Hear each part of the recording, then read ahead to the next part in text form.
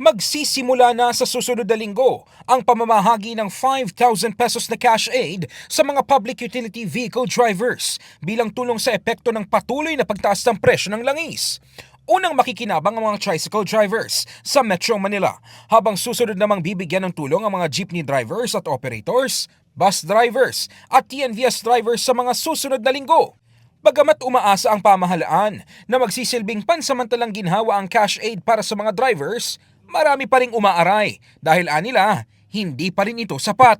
Hindi pa sapat yun, kulang pa rin yun. Yung pag-aaral sa mga anak namin, yung gastusin, baon, tapos yung pagkain sa araw-araw, kulang pa rin yun sa 5,000. Ang pinakamaganda dyan, babaan yung gasolina para sapat sa amin talaga yun. Siyempre, magkano lang binabayad sa amin, 25.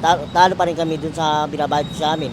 Mungkahi naman ng ilang driver, alisin na ang mga dagdag na buwis sa gasolina dahil mas malaki umano ang magiging epekto nito kumpara sa isang beses na ayuda. Mas magandang gawin ng gobyerno, tanggalin nila yung 20% na value added tax sa gasolina ng petrolyo.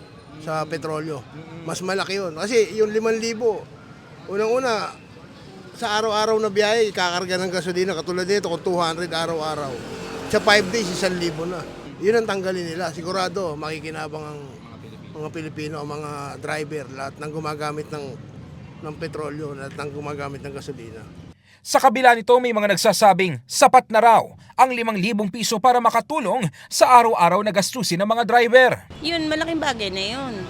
Oo, malaking bagay sa driver. Kasi kung sa isang araw, babiyahe sila, kasama na yung nila ron, yung tinatawag na sa operator. Okay na yun, malaking bagay na yun. Tsaka ngayon na nga lang tayo nagkakaroon din ng pagbibigay ng ayuda ng 5K di ba? So lagi tayo magpasalamat hanggat may gobyerno na tumutulong. Actually hindi naman ng gobyerno tulungan tayo kasi buhay natin, tayong gumagawa. Nataon lang, under the crisis tayo ngayon. Kaya ang gobyerno support sa atin. Malaking bagay ang 5,000. Para sa akin, okay na rin yun. Malaking tulong na rin para sa amin. Kasi kung ganun lang naman talagang pwede nilang ibigay, pagpasalamat na lang natin yun. Sa kabila ng patuloy na pagtaas ng presyo ng langis, umaasa ang pamahalaan na kahit pansamantala ay makapagbibigay ng ginhawa ang 5,000 pesos sa mga driver. Ngunit para sa marami, nananatiling hamon ang araw-araw na pasada habang patuloy na sumasabay ang pagtaas ng gasolina sa iba pang gastusin sa kabuhayan.